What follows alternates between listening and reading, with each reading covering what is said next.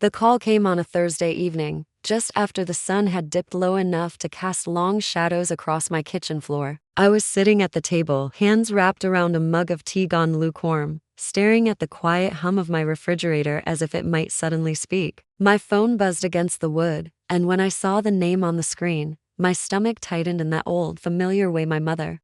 We weren't estranged, not exactly, but our conversations had long since shifted from the easy warmth of family to the clipped, polite exchanges you might have with a neighbor you didn't particularly like but couldn't avoid. I hesitated a second before answering. Her voice came through, even and flat, carrying none of the enthusiasm one might expect when inviting their child to a family gathering. "There's a party on Sunday," she said, not so much announcing it as stating a logistical fact. "For your cousin Marlene's birthday. Starts at 3.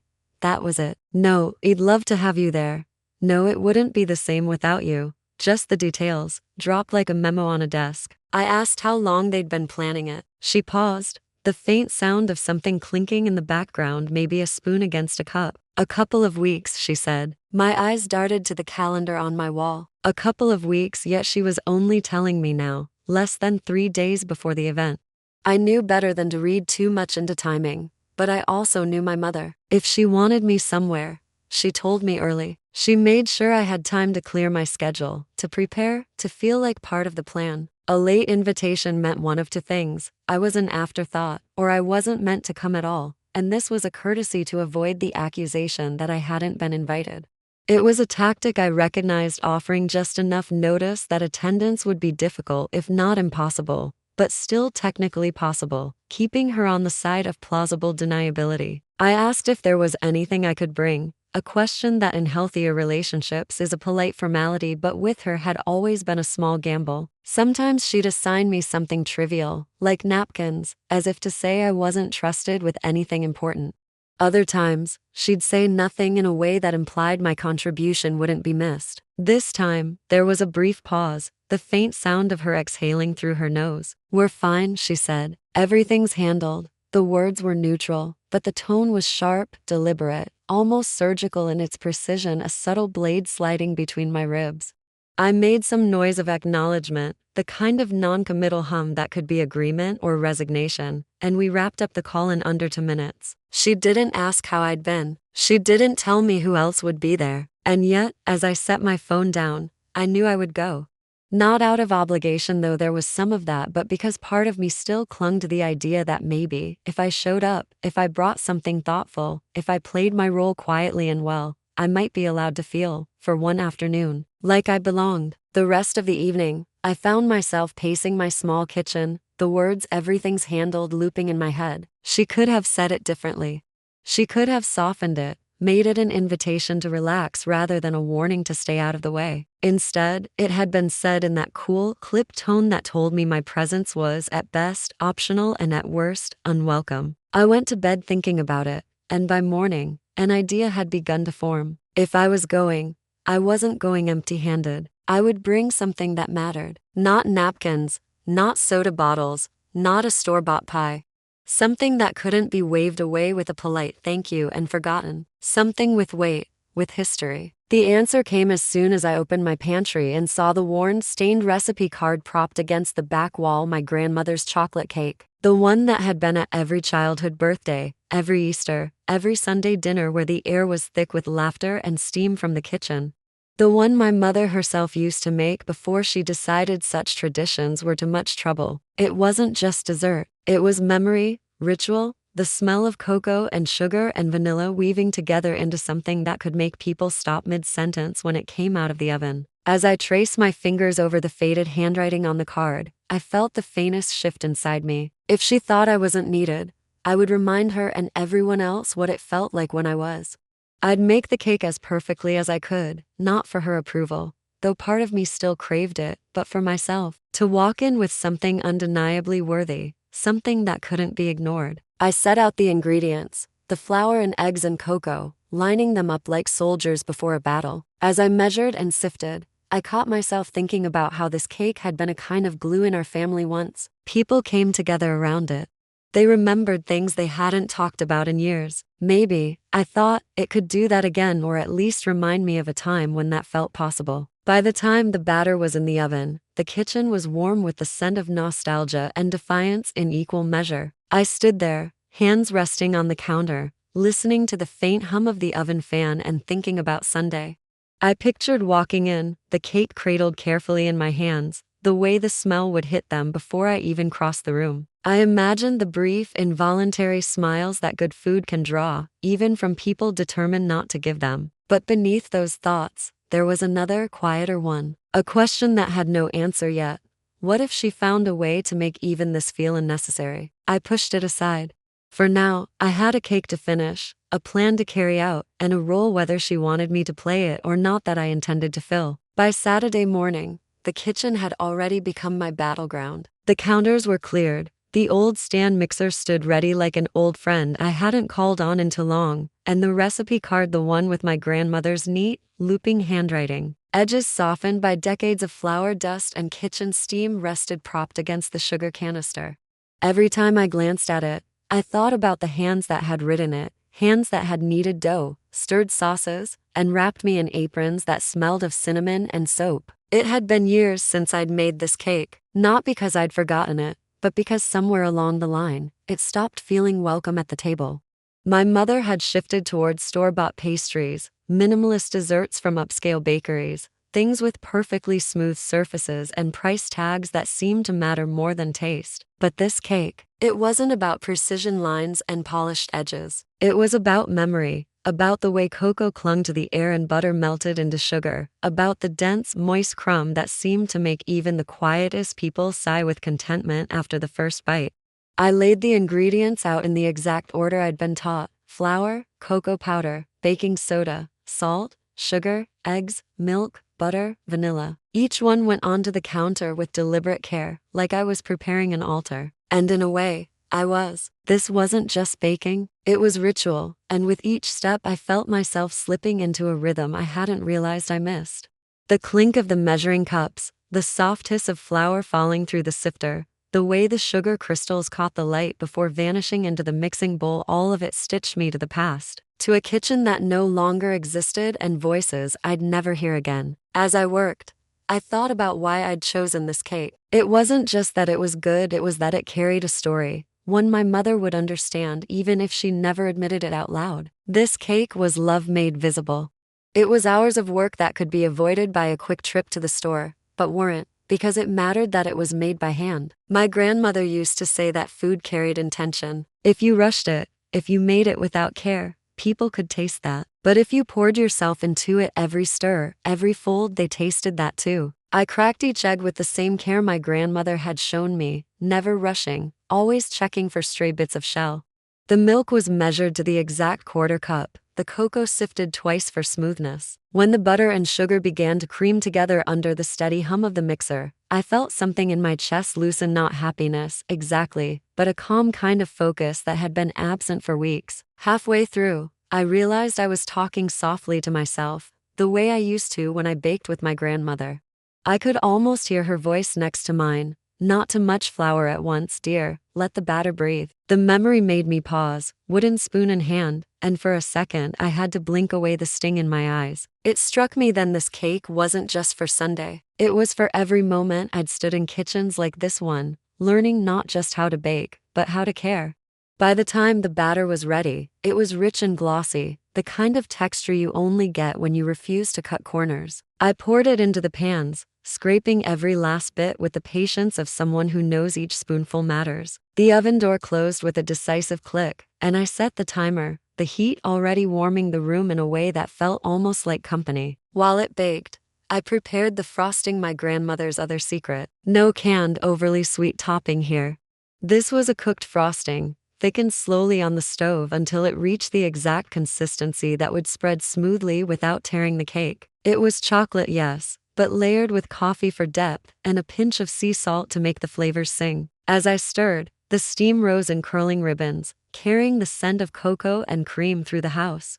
When the cakes came out, their tops domed and fragrant, I set them on the wire rack and just stood there for a moment, letting the aroma wrap around me. This was the smell of birthdays when my father was still alive, of Sunday dinners where everyone talked over each other, of laughter that bounced off the walls without the weight of unspoken resentments. I wondered if my mother remembered those days, if she remembered how it felt to watch people she loved enjoy something she'd made.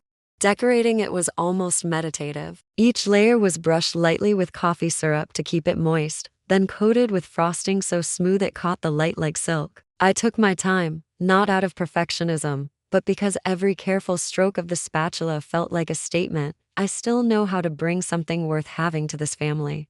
I even added the final touch. My grandmother always insisted on a light dusting of grated chocolate over the top, a simple flourish that never failed to make people lean in for a closer look. By the time it was finished, it sat on the counter like something out of a memory-rich, dark, unapologetically homemade. I stepped back, wiping my hands on the apron I hadn't worn in months, and felt a strange mix of pride and apprehension. Pride, because it was beautiful and I knew it would taste even better than it looked. Apprehension, because I wasn't naive enough to think a cake alone could melt the frost that had been building between my mother and me for years. But maybe, just maybe, it could be the thing that cracked it. I imagined walking into the party with it, the conversations pausing as the smell reached the room, people glancing up to see what I was carrying. I imagined my mother's face, and foolishly, perhaps I let myself hope that for once, she might smile without reservation, might see me not as an inconvenience, but as someone who still knew how to bring warmth into a space. The thought carried me through cleaning the kitchen, washing each bowl and measuring cup until they gleamed, the cake cooling quietly on the counter like a promise waiting to be kept. When I finally turned out the lights, I glanced back at it once more.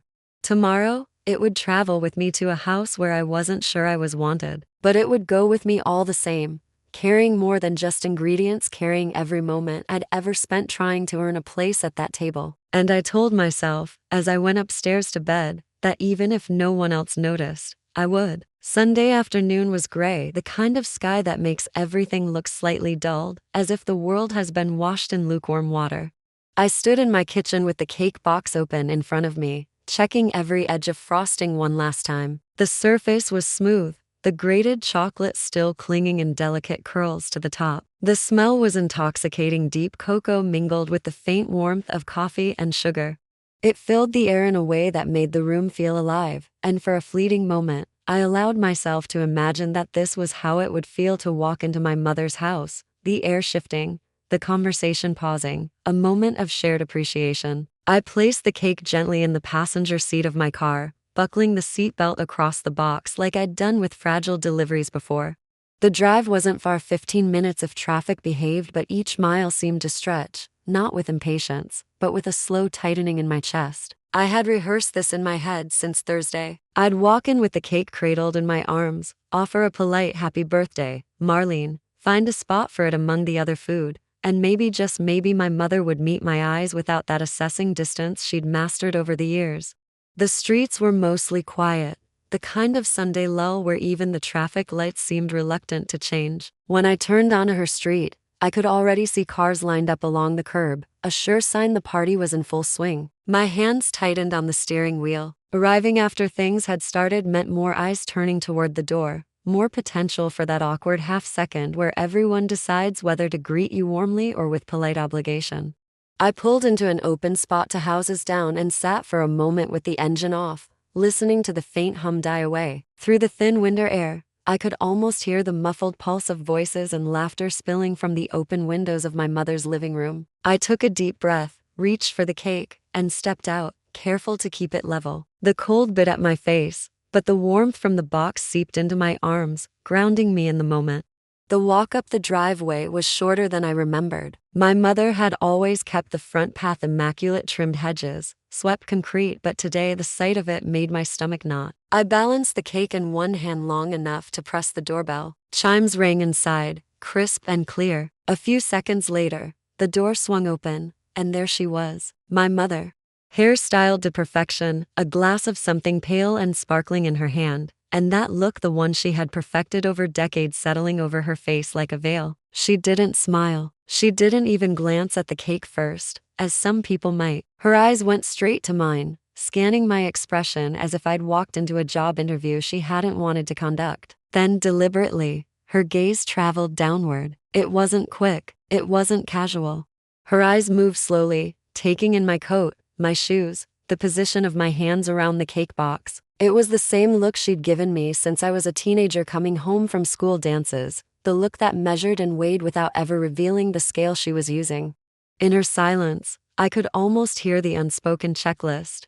Did I look appropriately put together? Was the cake going to be good enough? Was I going to make this harder for her in some way? Behind her, the warm glow of the house spilled into the entryway. I could see coats hanging on the rack, hear the rise and fall of laughter from the dining room. For a moment, I waited for her to step aside, to open the door wider, to welcome me in.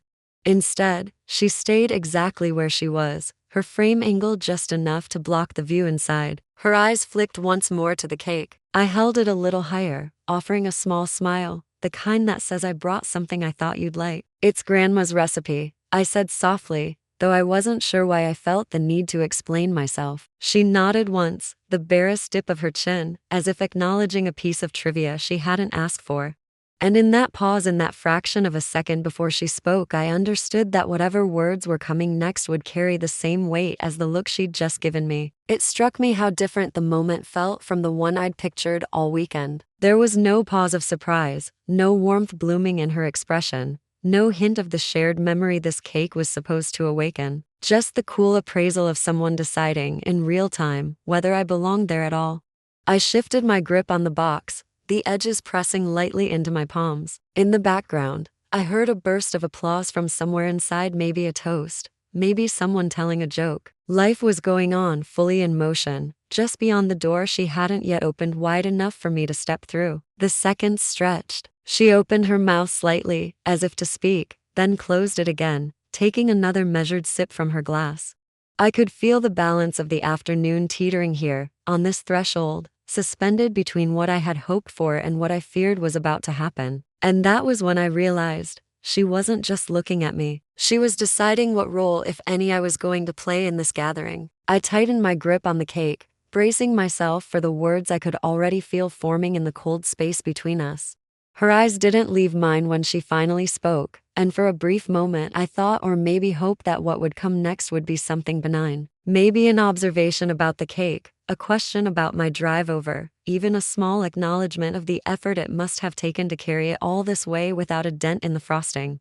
But instead, her mouth curved slightly, not in a smile, but in that faint, tight way she had when preparing to say something she knew would land exactly where she aimed it. You're not needed here. The words were soft, almost conversational, as if she were letting me know I'd accidentally come on the wrong day. But the softness didn't blunt their edge. They landed with a quiet, deliberate precision, slicing through the space between us like a clean blade.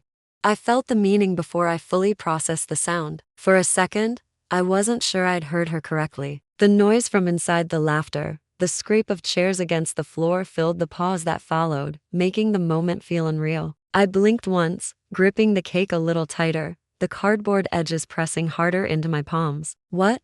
The word escaped before I could stop it, small and disbelieving. You're not needed, she repeated, slower this time, as if ensuring the message reached every part of me it was meant to. Her eyes flicked briefly to the cake in my hands, then back to my face. We have everything covered. You can take that with you. The way she said that, not the cake, made it sound less like food and more like an unwanted object, a mistake I'd brought into her pristine event. She didn't reach for it. She didn't ask to see it. She simply stood there, blocking the doorway, making no move to step aside. Behind her, someone called out something I couldn't quite make out, my cousin Marlene's voice, high and bright with laughter, and my mother turned her head just enough to answer back with a cheerful, "I'll be there in a minute." The warmth in her voice then was so sharp in contrast to the chill of the one she'd used with me that it made my stomach turn. When she faced me again, her expression had reset into something that could almost pass for polite detachment. But the message was clear. I wasn't welcome to step past the threshold. I stood there, feeling the heat rise up my neck despite the winter air curling around us. I thought about all the hours in my kitchen yesterday, measuring the cocoa twice, folding the batter slowly so it would rise just right, grating the chocolate for the final touch. I thought about carrying it carefully to the car, strapping it in like precious cargo, driving here with the smell filling the air, imagining foolishly that it would be met with gratitude, or at least acknowledgement. Instead, I was being asked, without the courtesy of softened phrasing, to turn around and leave. Something in me wanted to argue, to say, this isn't about whether you need me, it's about whether you want me here. But the words caught in my throat. Because the truth, raw and undeniable, was that she didn't. She didn't want me here. Not me, not the cake, not the gesture behind it. I swallowed hard, searching her face for any flicker of hesitation, any sign that she might be saying this out of some temporary irritation rather than intent. There was nothing. For a long moment, I didn't move. I simply stood there holding the cake, feeling its weight grow heavier by the second. The voices and music from inside seemed louder now, as if the party were leaning into itself, tightening its circle against the outside world against me. I glanced down at the box, the faint sheen of condensation starting to cloud the plastic window. This cake had been my offering, my way of bridging the gap that had been widening for years. And here I was, told it, and by extension, I had no place in the space just beyond that doorway. Something in my chest shifted then. Not the sharp stab of hurt I might have expected, but something slower, denser, a settling, a realization that this wasn't a moment to plead my case, to push past her with a forced smile and pretend it hadn't happened. This was a moment to decide whether I was going to keep showing up at doors that didn't open for me. I straightened my posture, adjusting my grip on the cake. All right? I said quietly. My voice didn't shake, though my hands itched with the urge to do something to set the cake down at her feet, to cut into it right there on the porch just to prove a point, to demand she tell me why. But I didn't. Her eyes narrowed slightly, as if surprised by my lack of protest. Good, she said, almost dismissively, already beginning to turn toward the warmth and noise inside. I stepped back from the threshold, the cold air swallowing me whole again. The party sounds muffled as the door closed, not slammed, but firmly enough to make it clear there would be no reopening. For a moment, I stood frozen on the porch, the cake still in my arms, as if my body hadn't quite caught up to the reality of what had just happened. Then I turned, walking down the driveway with steady steps. I could feel eyes on me, maybe from the window, maybe just in my mind, but I didn't look back. By the time I reached the car, the sharpness of the air had numbed my cheeks. I slid into the driver's seat and placed the cake back in the passenger side, fastening the belt over it again. As the buckle clicked, I caught sight of my reflection in the window, eyes a little too bright, mouth set in a line that wasn't quite anger but wasn't far from it. I started the engine, the heater sputtering to life.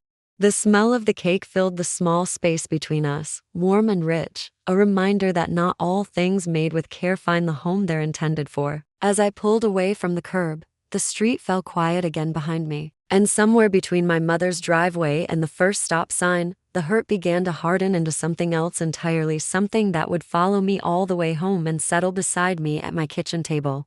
Because if I wasn't needed there, maybe it was time to find out where I was. The car idled at the stop sign, but I didn't move. My hands rested on the steering wheel, the cake still seat-belted beside me, its quiet presence almost louder than the muffled sound of the engine. For a long moment, I just stared at the empty intersection, the streets washed in the kind of pale winter light that makes everything look like a faded photograph. I wasn't thinking about where to go next.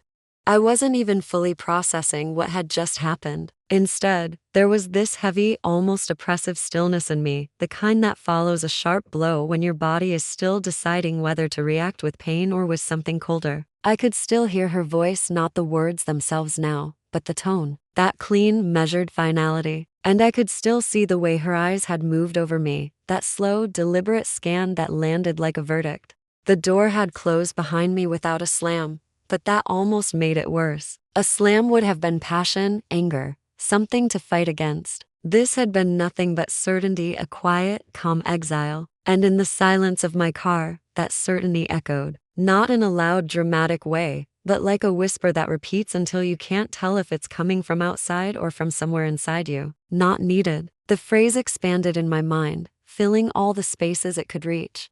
It was as if the air in the car itself had been replaced with it. I gripped the wheel tighter and glanced down the street. From here, her house looked like any other on the block. Neat yard, cars parked out front, light spilling through curtained windows. But I could still feel the warmth I'd been denied, radiating just beyond that closed door. I pictured the people inside, my cousins, my aunts and uncles, the easy laughter over drinks, the shared slices of store-bought cake on plates that would never hold mine. They were probably still talking about whatever joke had prompted that burst of applause when I'd arrived. Maybe they'd moved on entirely, my absence nothing more than a flicker in their afternoon. But there had been a moment, I'd felt it on the porch when the air inside had shifted. I couldn't see them clearly through the narrow hallway behind my mother, but I'd sensed it, the subtle turning of heads, the way voices dip when something unexpected happens. Someone had noticed me standing there. Someone had watched her block the doorway. Someone had heard enough of the exchange to know I'd been sent away. And the thing about moments like that is they linger, even if no one speaks of them. I could imagine it, eyes meeting across the table later in the evening, a whispered, "Did you see what happened at the door?" The smallest shake of a head. Maybe they wouldn't talk about it outright. My family had a talent for pretending awkwardness didn't exist, but the silence that followed would say more than words could. Silence like that has weight. It clings. It becomes part of the story whether you intend it or not.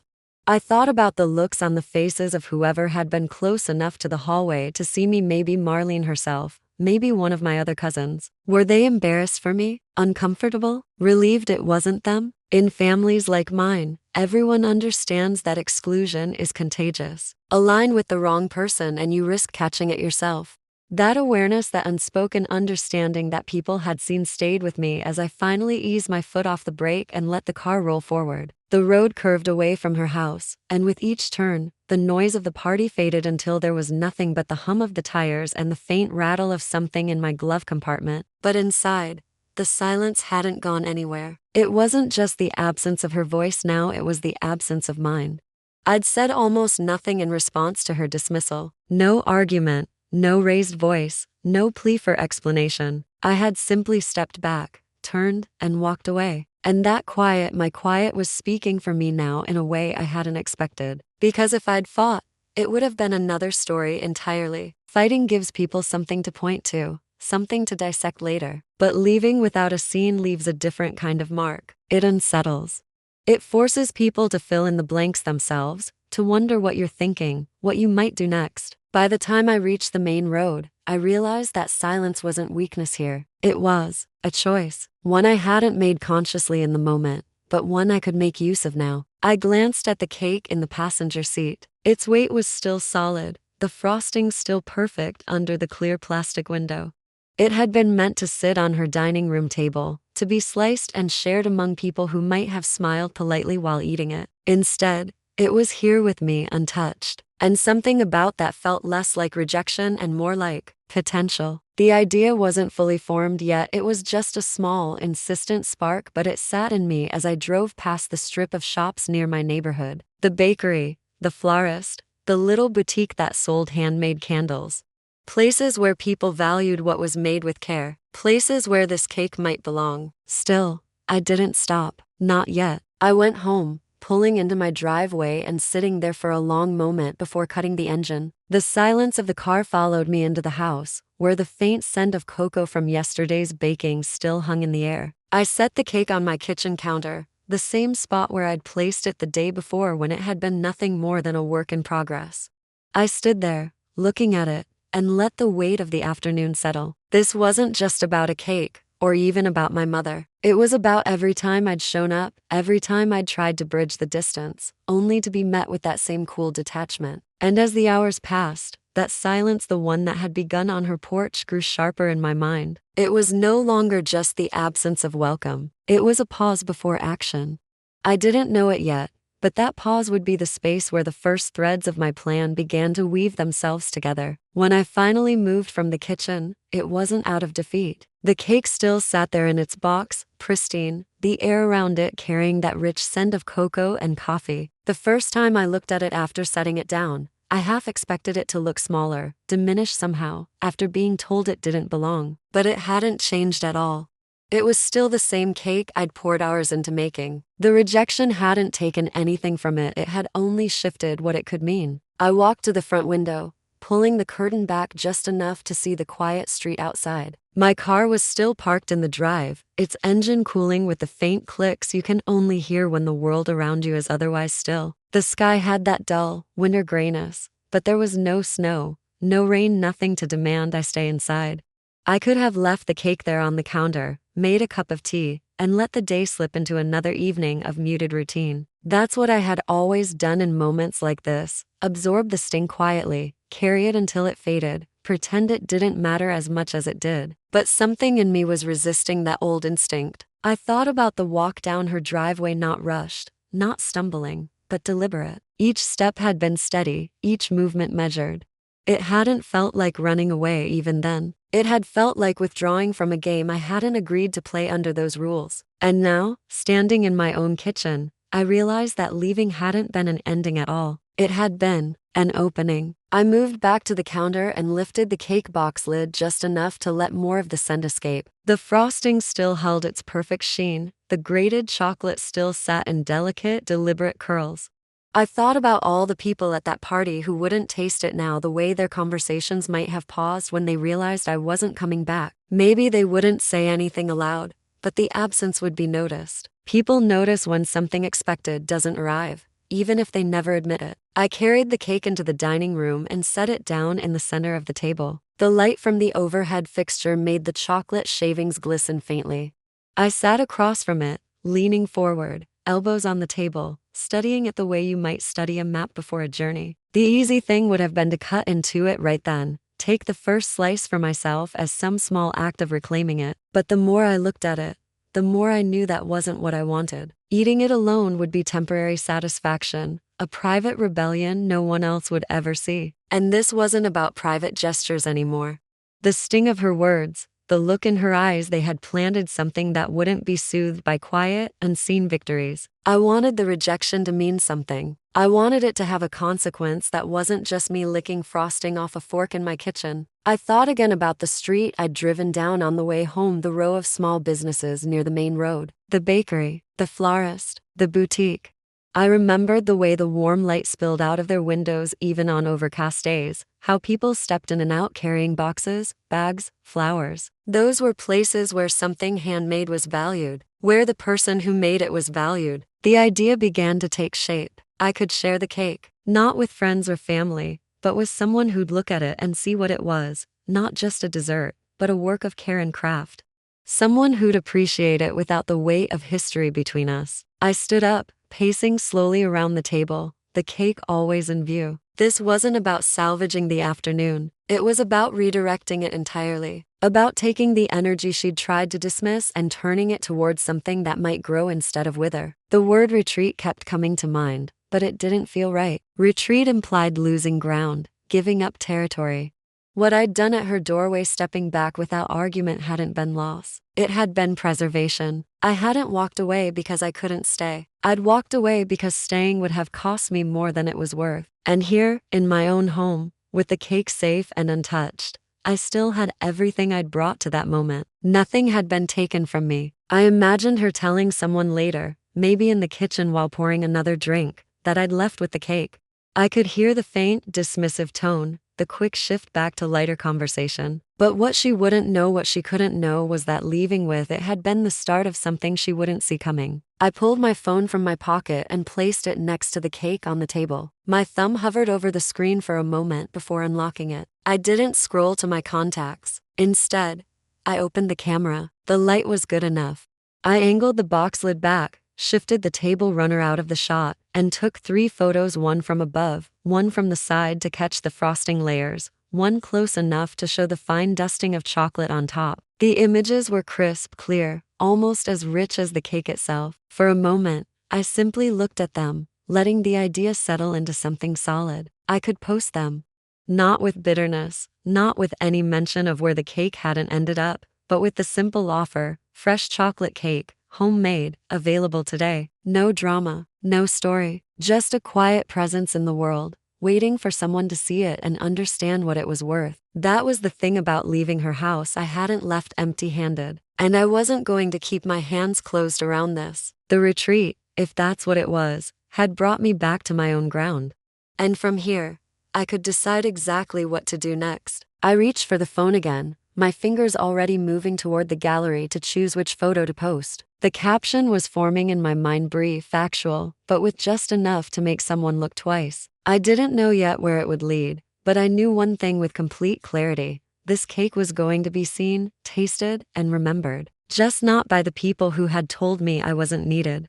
The photos sat in my phone's gallery like little pieces of evidence proof that the cake existed exactly as I'd intended it to. Perfect layers, smooth frosting, that fine dusting of grated chocolate that caught the light in a way you couldn't stage, no matter how good your camera was. I scrolled through them slowly, almost reluctant to choose, as if the decision would lock me into whatever came next. I'd taken them without a plan beyond someone should see this, but the longer I looked, the more the idea solidified. I could almost hear my grandmother's voice in my head. If you make something worth sharing, don't hide it in the kitchen. She never said it about cakes specifically. Sometimes it was about a meal, other times about an idea, a story, even a kindness. But it fit here. This cake wasn't going to sit under my roof, slowly drying out until I gave in and ate it alone out of equal parts stubbornness and sadness. I opened the social media app I use the most, the one I usually kept to quiet glimpses of my garden in the summer or the occasional photo of a finished knitting project. I wasn't someone who curated a life for display, but this felt different. I started typing slowly, fingers hesitating over the screen between words. Fresh, homemade chocolate cake. My grandmother's recipe, moist layers, coffee-infused frosting, dusted with dark chocolate. Available today. No hashtags, no exclamation points, just the facts. I attached the best photo, the side angle that showed the layers, the frosting swirled just enough to look natural, the chocolate curls scattered like they'd landed there by accident, though I'd placed each one deliberately. Before posting, I read it over twice. There was no bitterness in the words, no allusion to the party or the porch or my mother's voice. I didn't want this to be about what had happened. I wanted it to be about what could happen. I wanted someone to look at the photo and think, I want that cake on my table tonight. I hit share and set the phone down on the table beside the box. The act itself was so small, a tap on a glass screen, but it felt heavier, like I'd just nudged something that could roll in any direction. For the first few minutes, nothing happened. I busied myself wiping down the counters, putting away the dishes I'd left drying overnight. I didn't hover over the phone, but I was aware of it in the corner of my vision, its black screen occasionally flickering to life with a notification not necessarily about the cake, just the usual noise. Then, about 20 minutes later, a message. Not a like or a casual looks great comment. A direct message from someone I didn't know personally, though her profile picture looked familiar in that way small town faces often do. Is the cake still available? I wiped my hands on a towel and picked up the phone. Yes, it is. I typed back. Would you like it? Her reply came almost instantly. Absolutely. I've been looking for something special for tonight. Can I pick it up in an hour? 1 hour. I glanced at the cake, still perfectly intact in its box. Yes, I wrote. That works. Before I could set the phone down again, another notification popped up. This time it was a comment on the post from someone I did know, an old coworker who lived across town. If she doesn't take it, I will, she wrote. It's beautiful. Something loosened in my chest that I hadn't realized was still clenched. The cake wasn't going to waste. More than that, it was wanted. Not because someone felt obligated, not because it was expected, but because they saw it and desired it for what it was. While I waited for the woman to arrive, I pulled out a sheet of brown paper and a length of twine. It wasn't necessary, the box was fine as it was, but I wanted it to feel like more than a handoff. I wrapped the box carefully, tying the twine in a neat bow at the top. I slipped a small note card under the knot with nothing more than enjoy written on it. When the knock came at the door, it was soft, polite. I opened it to find a woman in her 40s, well-dressed but with the relaxed manner of someone who doesn't have to prove anything. She smiled as soon as she saw the package in my hands. It smells incredible, she said. My husband's going to lose his mind. I handed it over, and for a moment she just held it, looking down at it the way you look at something you've been hoping for and have finally gotten. She thanked me twice before turning to leave, and as I closed the door, I felt the quiet of the house shift. I went back to the table and picked up my phone. There was another message waiting, this one from someone I hadn't spoken to in years. Do you take orders? My daughter's birthday is next week and she loves chocolate cake. The question stopped me for a moment. Did I take orders? I hadn't. Not in any formal way. Baking had always been personal for me, something I did for family or tried to, until family made it clear they didn't see the value in it. But here was someone outside that circle, asking not just for this cake, but for me to make something for them. I typed back, yes, I do. It was a small exchange, but it was also the first time in a long time that I'd said yes to something without hesitating, without wondering if I was allowed. The post had been up for less than 2 hours, and already the cake had found a new home, and a door had opened I hadn't even been looking for. I sat down at the table, the brown paper and twine scraps still scattered across it, and thought about how different this day could have been if I'd left the cake on her table out of habit, out of some desperate need to still be included. It would have been eaten by people who didn't care where it came from. It would have been reduced to crumbs and polite comments before being forgotten. Instead, it had gone somewhere it was wanted, and in its absence, the space it had left was mine to fill however I chose. It was later that evening, long after the cake had left my house, that the second ripple began to form. I'd spent the rest of the afternoon in a kind of quiet I hadn't felt in months, not the heavy, stifling silence of that drive away from my mother's house, but a lighter one, the kind that settles after something has been set right in a small, private way. I'd washed the last mixing bowls, wiped down the counters until they gleamed, and even made myself a proper dinner instead of the half-hearted snack I'd expected to eat when I came home. Every so often, I'd pick up my phone, not out of nervousness, but out of a growing sense of curiosity. The post was still up, though I'd edited it to mark the cake as sold. Comments had trickled in through the afternoon, a mix of compliments on how it looked, questions about whether I'd make another, and small, supportive messages from people I barely knew. It was strange, in a good way, to feel the kind of warmth from near strangers that had been missing from my own family for so long. Around 8:15, just as I was stacking the clean plates back into the cupboard, my phone chimed again. A new direct message. The name didn't immediately register, but the profile picture, a polished headshot of a woman in her 50s with a confident smile, seemed vaguely familiar. I tapped it open. Hello, the message began. My name is Helen Curtis. I saw your post about the chocolate cake earlier. I understand it's sold, but I have a proposal if you're open to it.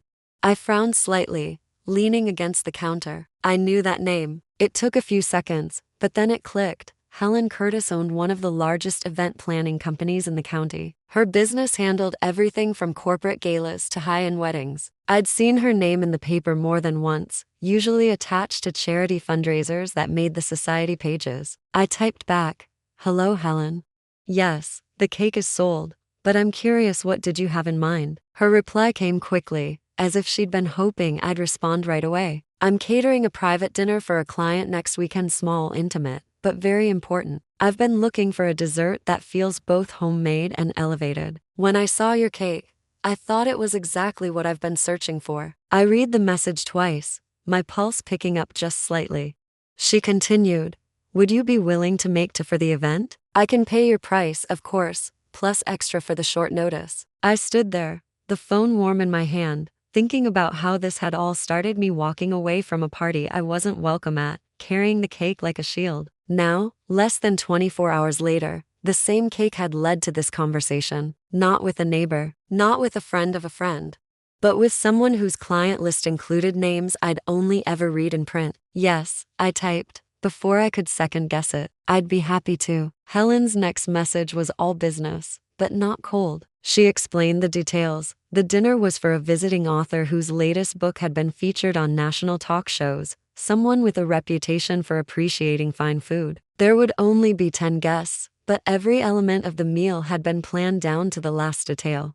My cakes would be the final note of the evening. As I read, a small, unexpected smile tugged at the corner of my mouth. There was something poetic about it, that the cake my mother had turned away from her table would now sit on one where every forkful would be noticed, savored, and remembered. I asked Helen how she'd found my post. "A friend sent it to me," she said. "They saw it and thought of me immediately. Said it looked like something that belonged in one of my events." I almost asked who the friend was, but stopped myself. It didn't matter. What mattered was that someone, somewhere, had recognized value in what I made and had passed it along to exactly the right person. We finalized the pickup time and payment details, and when the conversation ended, I set the phone down and just stood there for a moment. The house was quiet again, but it wasn't the same quiet I'd come home to that afternoon. This one hummed faintly with possibility.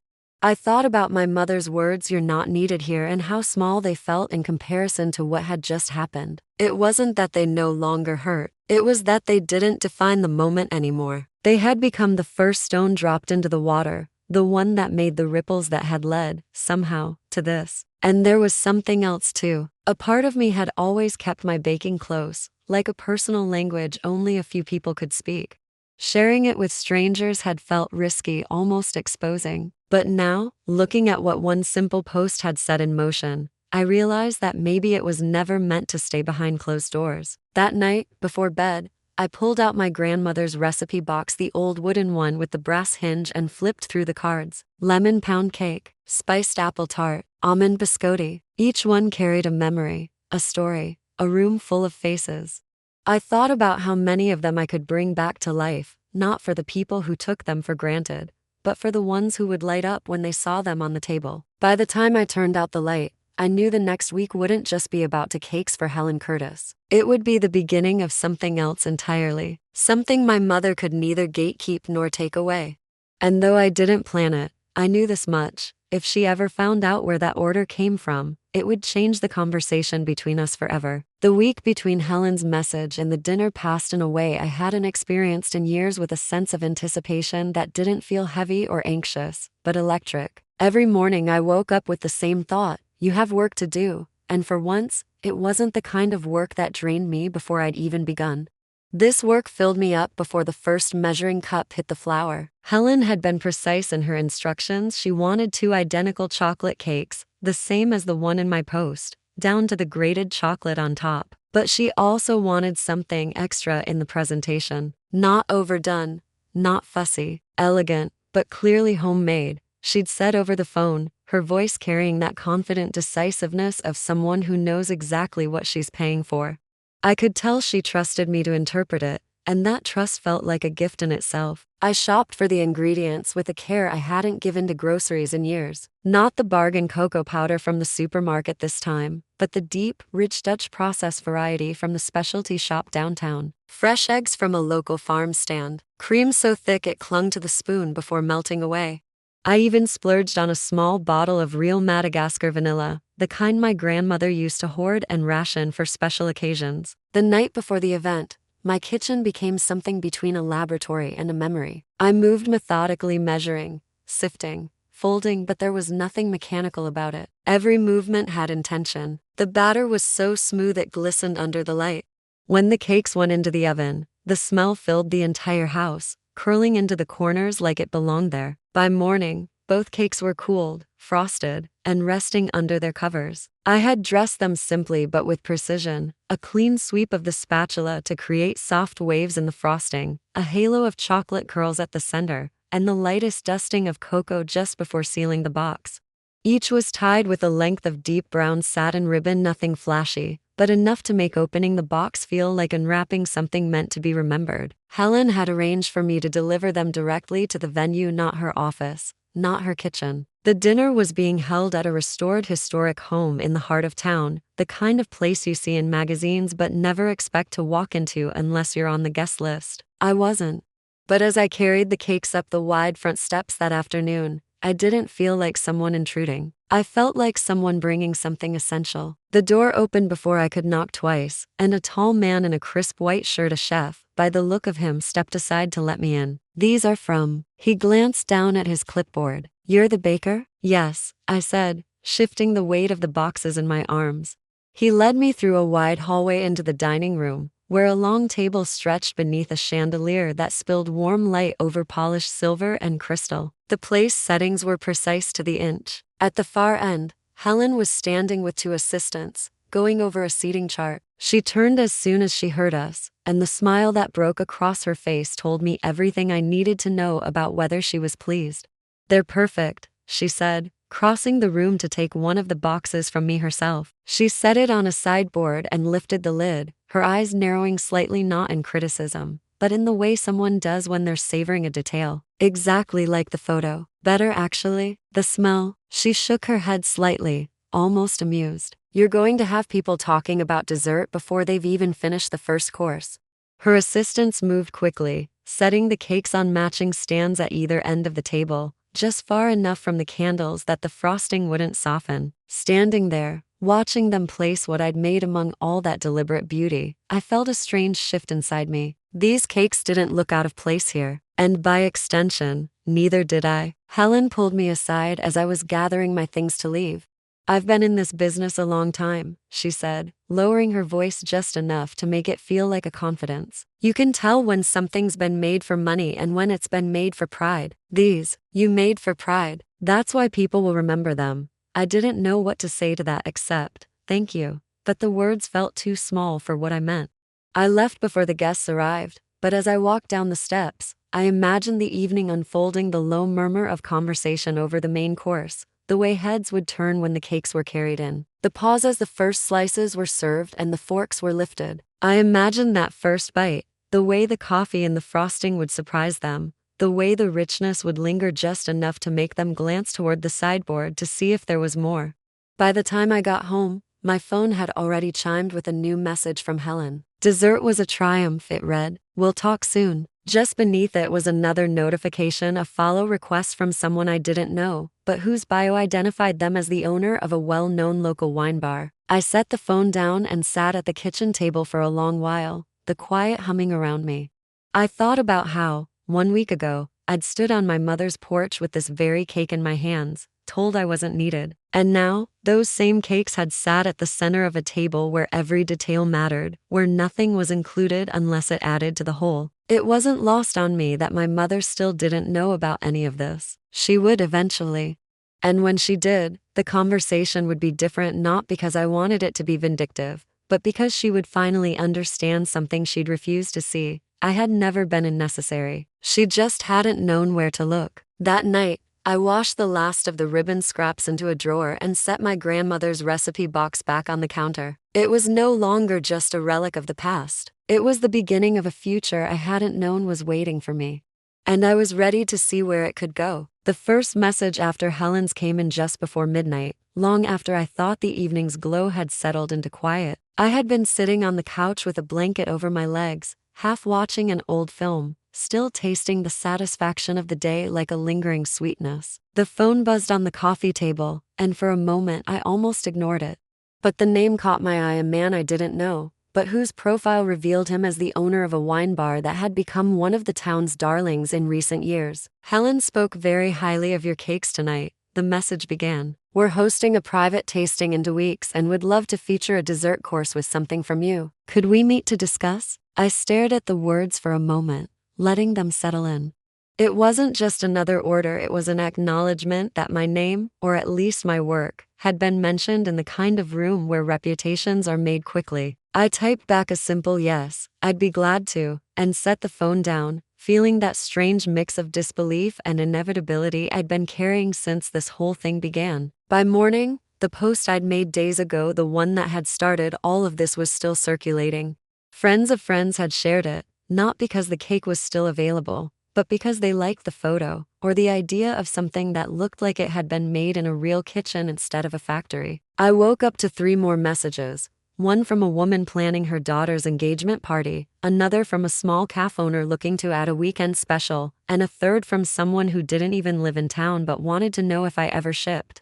It was dizzying, in the way standing at the edge of something new can be. Each message wasn't just a potential order. It was proof that the reach of this thing, this small, stubborn act of taking back my cake from a table where it wasn't wanted, was extending farther than I could have predicted. I started a notebook, partly because I didn't trust my memory to keep up, and partly because I wanted to see it all in one place. Each page had a name, a date, and a note about what they wanted. By the end of the first week, there were 9 entries. By the end of the second, 14. Helen messaged me again after her dinner, not just to say thank you, but to connect me with 2 more of her clients. One was a charity director who hosted seasonal luncheons for donors. The other was a couple celebrating their 40th wedding anniversary with a catered dinner for 30 guests. "I told them you're reliable and precise," Helen wrote, and something about those words, reliable and precise, landed with unexpected weight. They weren't about whether my family wanted me around. They were about the work, about the way I did it, and they came from someone who had nothing to gain by flattering me. The wine bar owner, Daniel, invited me to meet him on a Tuesday morning before opening hours. The place was quiet, sunlight streaming through the front windows onto polished tables. He poured coffee and spoke about pairing notes, flavor profiles, and the kind of dessert that wouldn't just be eaten but remembered alongside the wine it accompanied. He wanted 2 cakes for the event, but also floated the idea of a rotating monthly dessert collaboration if things went well. That afternoon, as I walked home with the agreement in my bag, I realized I'd started to think of orders not as one-off moments, but as part of something accumulating. Each one was like another stone in a wall I hadn't realized I was building, a wall that separated where I'd been standing on that porch, unwelcome from where I was heading now. And with each stone, I felt steadier. The work itself became its own rhythm. Mixing, baking, frosting, packaging it filled my days in a way that left little room for the slow, gnawing doubts that used to creep in. My kitchen counter became a kind of assembly line, but one that still carried the intimacy of craft. The recipe cards from my grandmother's box rotated under my hands: chocolate, lemon, almond, spice. I was no longer baking just for an event. I was baking for a growing circle of people who had chosen me, not out of obligation, but out of genuine want. One Friday afternoon, while finishing a set of cakes for the anniversary party Helen had referred me to, my phone rang. I almost didn't answer because my hands were covered in cocoa dust.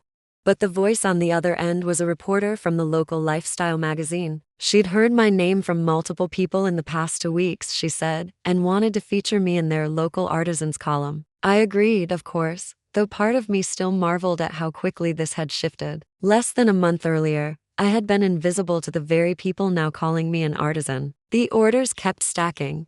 The notebook's pages filled with dates, quantities, and small notes about personal preferences: extra lemon zest, no nuts, light frosting. I found myself planning weeks ahead, blocking out time not just for baking but for sourcing the best ingredients. I began to recognize the quiet thrill of picking up a bag of cocoa or a block of butter and knowing exactly who it was for, exactly what occasion it would mark in someone's life.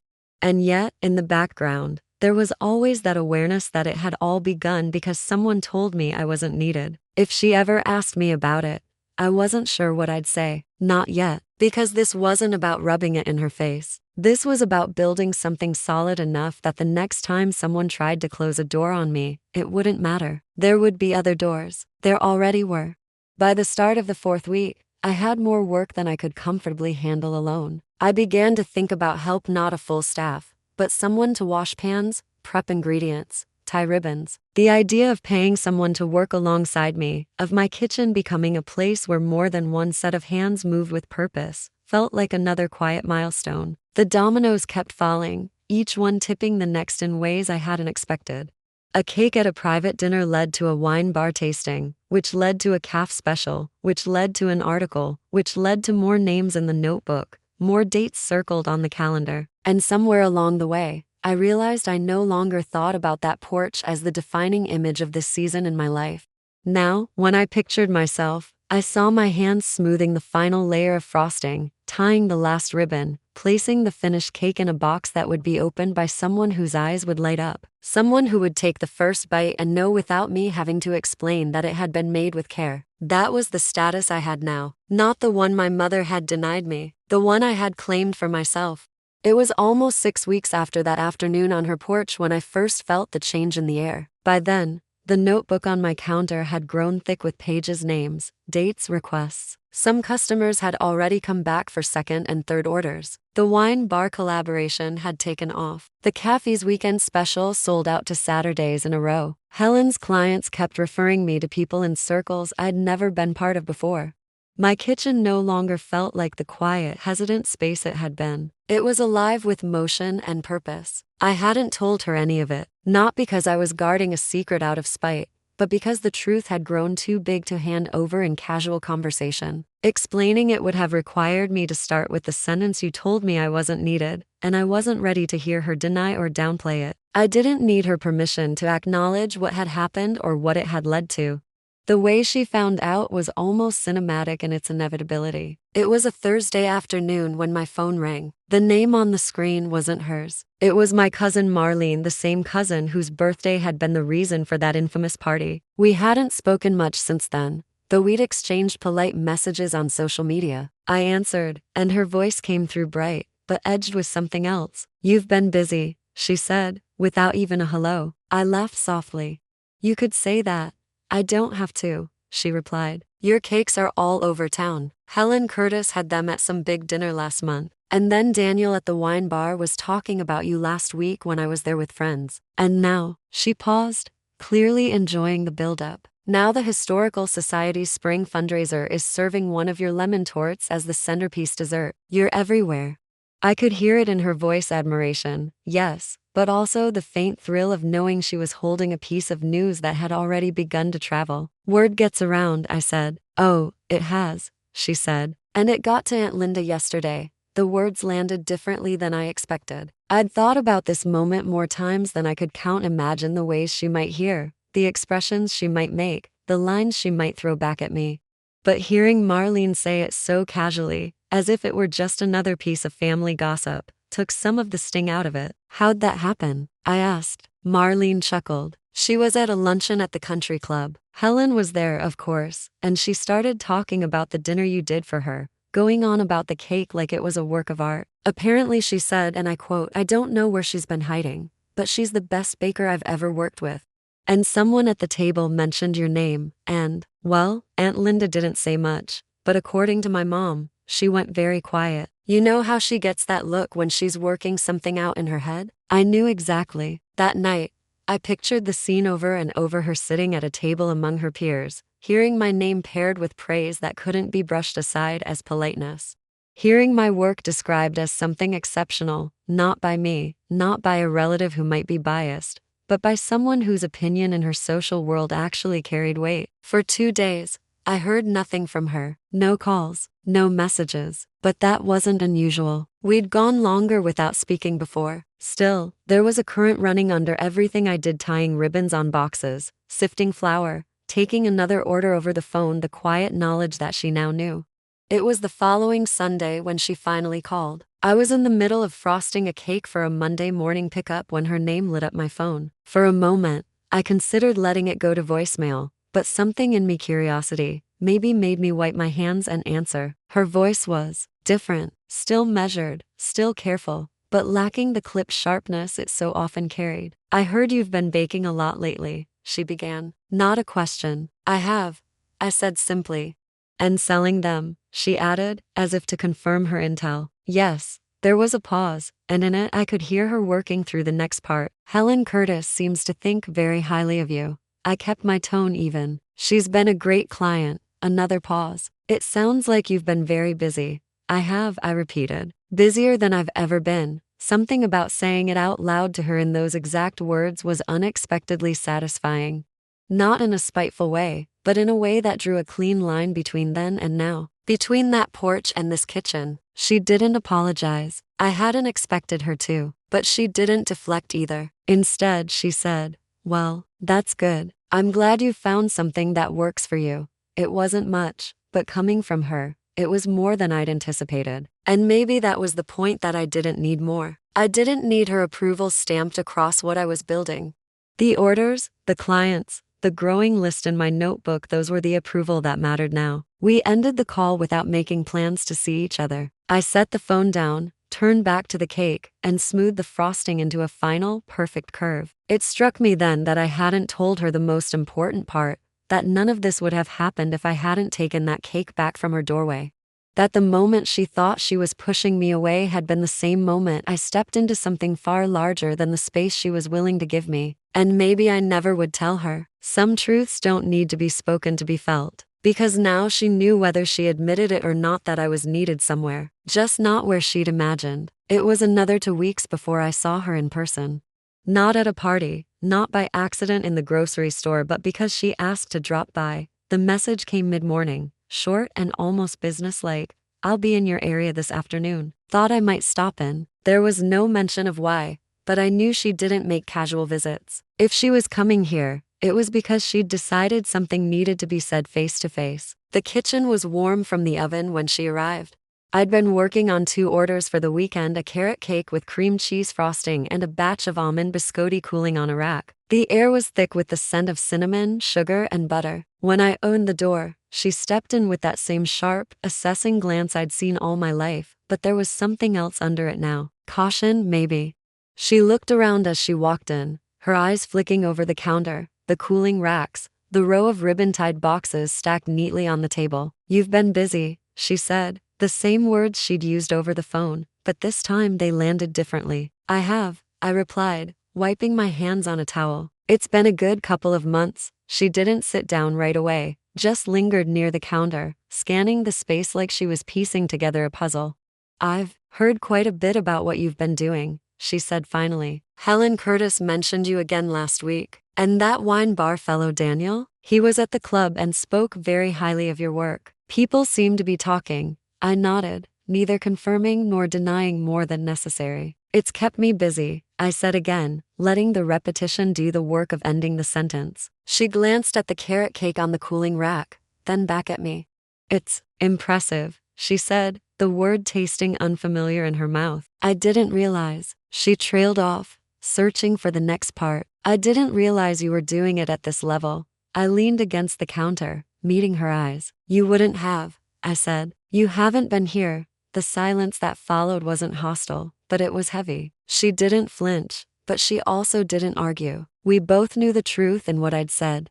After a moment, she straightened her shoulders, the way she does when she's about to set her position in stone. "I wanted to tell you," she began, "that I may have been wrong about." She stopped herself there, as if even the shape of the word wrong was hard to form. "About where you fit. About what you're capable of." I let her finish, but I didn't rush to fill the space. I'd learned something these past weeks. Silence can be its own form of punctuation.